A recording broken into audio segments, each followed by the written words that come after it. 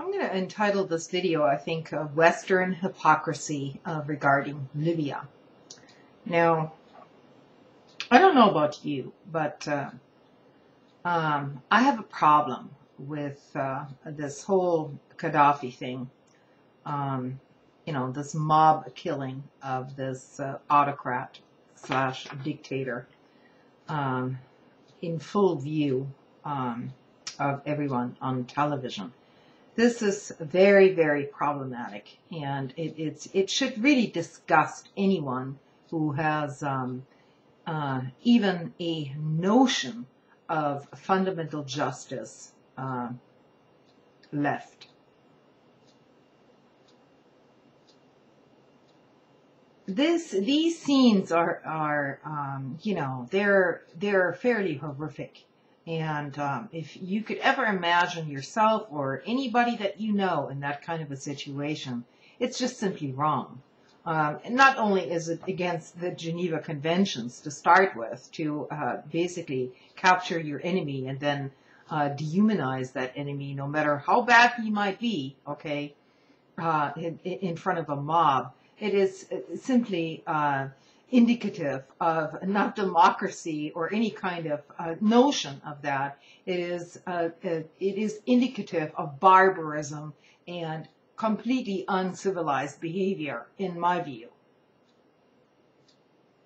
If you want to know who the enemy is, it is us. It is us and our crazy notions of revenge and an eye for an eye and all this crap. Because it is not leading anywhere, and it certainly is not leading to peace. This said, I don't think Gaddafi was a saint. I'm not for him. I'm not against him. All I'm saying is that he was just another dictator puppet person that was used by many sides, and he played a double game for sure.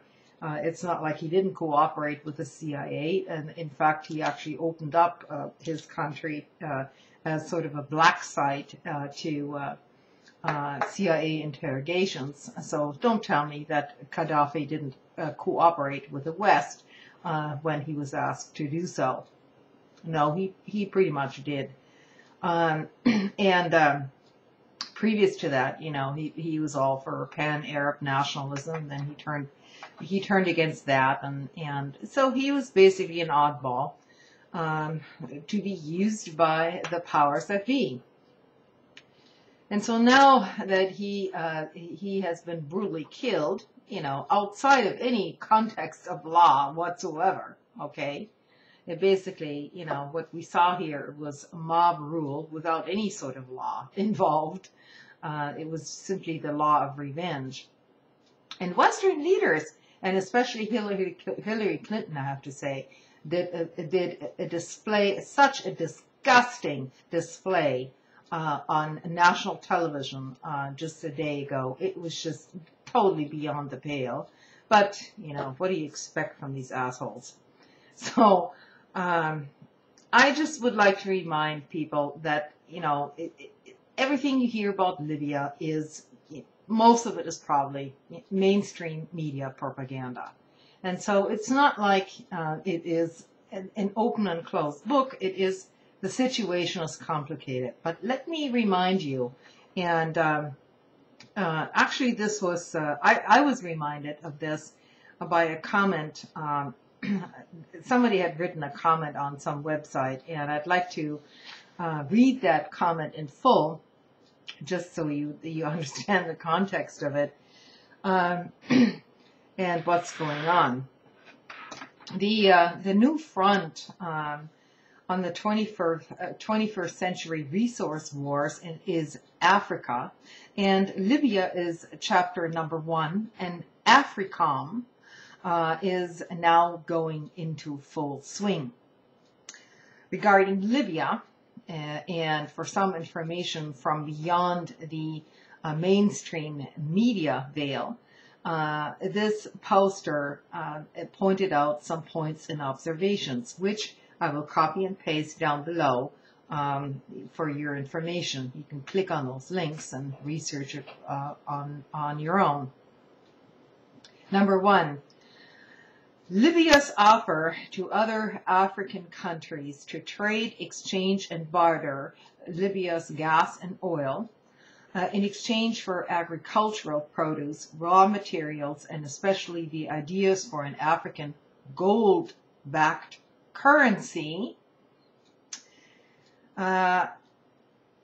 which, of course, would have undermined the existing notions of the petrodollar and the demand for the US dollar as a global reserve currency, is absolutely critical to understanding NATO's war against Libya.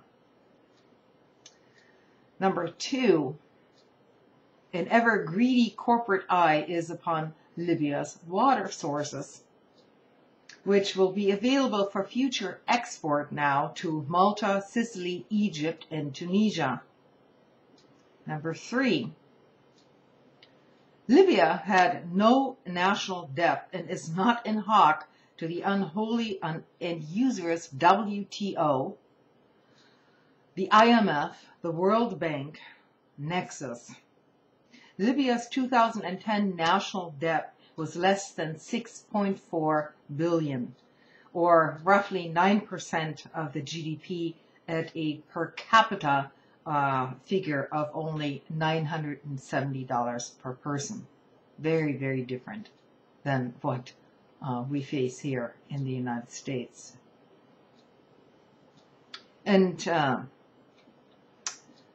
number 4, having a state-owned bank, Libya was not a member of the elitist club of private central bankers, the Bank of International Settlements, and so on. One of the first acts of the rebels, the so-called rebels, was to establish a new private central bank with the full sanction of Western powers as their very first move before the whole bombing campaign even started in earnest. That should give you something to think about, who these rebels are really working for, or how they have been duped in so many ways. And number 5, you can look up Libya over at Wikipedia, but be prepared for some imperialist propaganda there. Libya itself has a very small population compared to its size, compared to its geographic size. And basically, the time seemed ripe for this very small population to be de facto being taken over by the eyes of the global oligarchs, who, with the help and blood of the so-called rebels, now seek to turn Libya into yet another imperial fiefdom. Now, the rebels themselves may not realize how they've been duped, but they will soon do so in due time. So, this is the latest modus operandi in the latest war for resources and imperial hegemony. And it's all pretty much clear to see if you actually care to look.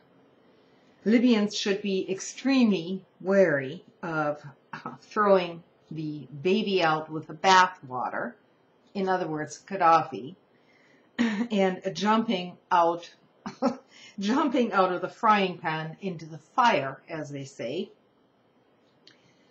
meaning that they will all become indentured wage slaves to the oligarchs and being in perpetual debt bondage to the infernal banksters, the WTO, the IMF, which will now give them loans to rebuild their destroyed infrastructure, thanks to NATO bombing and other events. So things are not looking good for Libya in terms of liberty, prosperity, or dignity in any way whatsoever. Good night.